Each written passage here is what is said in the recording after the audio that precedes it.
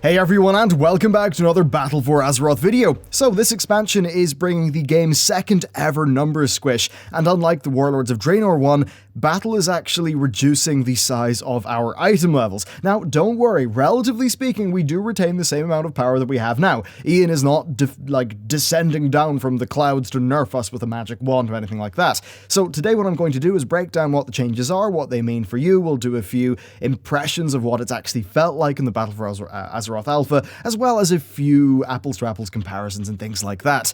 Numbers might not be a sexy topic, but you know what? They sure as hell are an interesting one. So let's kick it off with item levels. After all, this is the first time that item levels have been squished. Right now, they've reached 4 digits in Legion, and Blizzard they're not scaling everything down linearly and calling it a day, actually. They're doing things in such a way that it actually reduces the item level bloat of each expansion. This basically allows them to have a progression from level 1 to level 120 and still keep the overall number of item levels kind of small. So, typically what happens with an expansion, right, is you start leveling, and over the course of the leveling, you increase a bunch of item levels, right? So, for example, in Legion, you go from like 640 to 800 or whatever while you're leveling. Then at max level, you go from like 800 to 970. Now, that final increase at max level, well, that's great for the life of a given expansion, but the follow-up expansion's leveling has to end up giving you better gear than it. This means that a single expansion like Legion could perhaps be adding like 350 item levels overall. Now, for the 2 years of Legion's life, that's fine, but if you're leveling up a character to level 120, if there was no squish, you would move from Legion leveling gear, say 785, all the way up to like 940 Battle for Azeroth, leveling gear. You'd make that jump within an hour, skipping over a massive number of item levels.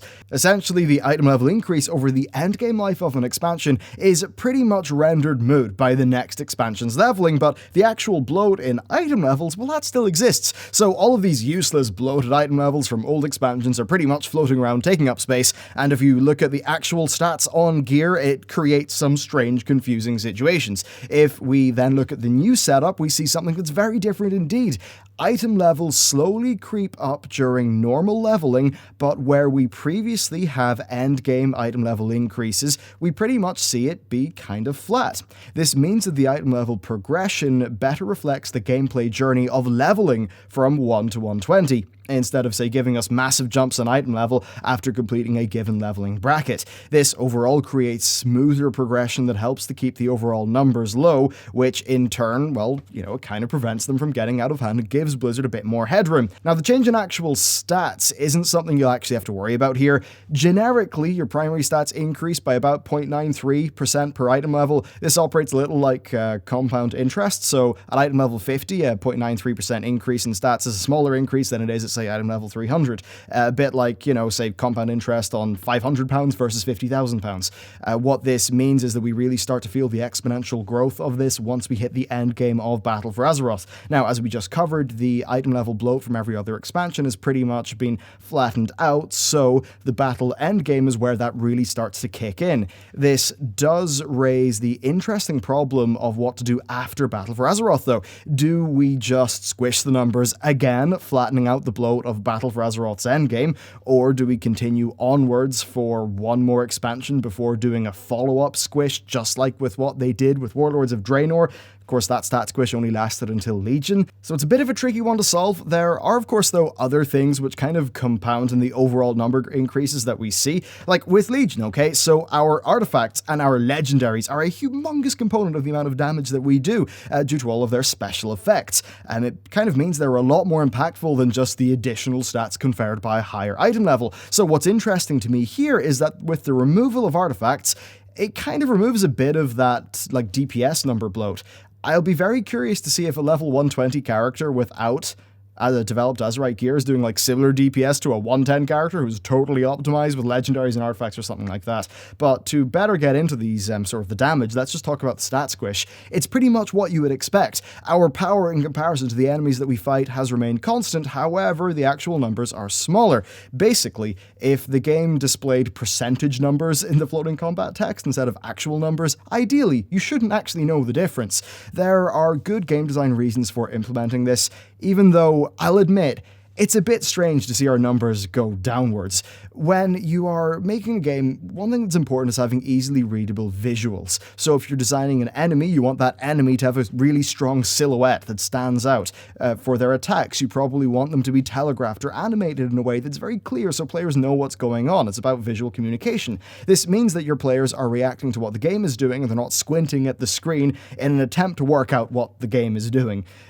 This concept also applies to numbers for two reasons. First, smaller numbers, they're smaller, like literally, they take up less space on the screen. This kind of helps keep visual clutter down. Second, they have a low signal to noise ratio, much like how a small number that is displayed to a high level of precision is a bit unwieldy, so is a large number that's displayed to a high level of precision. So if you have 1,438,123 damage, well, you know, the latter 5 digits may as well be 0 because they don't communicate like that much information. So whether it's 1,438,123 or maybe 1,437,500, you don't really care. What you probably are thinking is, oh, I'm just doing 1.4 million damage. It may as well be 1.4. You give up with the precision to deal with the information in a more efficient manner. Well, what we're doing here is pretty much like, basically, if we're going to be doing that with our numbers anyway on our brains and breaking a big long number down into a small one like 1.4 million, or in the same way, you know, if you're doing physics, you maybe instead of dealing with a massive number, you just say, oh, 5.6 times 10 to the power of 32. Right? You know, we make these little things to decrease the size of numbers and make them a bit more easy to grapple with. It's pretty much baking that into the game. However, you know, it does feel a little bit odd, right? In my view, though, it is a good thing. I do prefer the smaller numbers, and from my experience playing on the Battle for Azeroth alpha servers, running around, and when I do a crit for like 5,500, if I've really pumped up a Mortal Strike in my Arms Warrior, that still feels great. So as much as it might take 1 or 2 days to get used to, I do think it overall is a very good thing for the game, because if you think about it, if we're doing maybe 1.5 million damage at the end of Legion, and then we have a 10x increase up to the next expansion, then we're doing like, what, 15 million DPS, and then the numbers really are starting to get crazy because we're sort of bolting another 0 on the end. That does sort of lead to some problems. I also have to imagine that on a tech side, it maybe leads to some problems as well, or just some inconveniences. It's one of those things where if you can make assumptions about the size of something, then you can make a more efficient system to deal with them. But again, I don't really know how that's working in the back end. But pretty much that's the stat squish explained. The long and short of it is, it should make the game a little bit more visually readable, and it gives Blizzard a little bit more space in terms of their headroom with the numbers before they get ludicrous again. That said, I do not believe that it solves the overall issue of Blizzard, you know, increase your damage by 10 times over the endgame life of an expansion. I think that's a little bit excessive. And that's sort of maybe a case where Blizzard kind of get themselves into trouble by doing such large increases over the life of an expansion, because the problem there is it does necessitate resetting gear every 6 months. So if over Legion you went from doing maybe 100,000 damage to 350 or 400,000 damage, that's still a big increase, but you probably wouldn't have to do as hard a gear reset every 6 months to catch players up. Because, you know, if the difference between a new character and a geared one is 10 times, then it shifts the emphasis of skill and shifts the emphasis towards gear, and I think that's a little bit of a design issue. So they don't really solve that, but I think the number stuff is better. So there you go, that's my thoughts and an explanation of the stat squish in Battle for Azeroth. I hope you found this video interesting as much as it was just me saying big numbers for a while, but yeah, thanks for watching, and I will see you next time.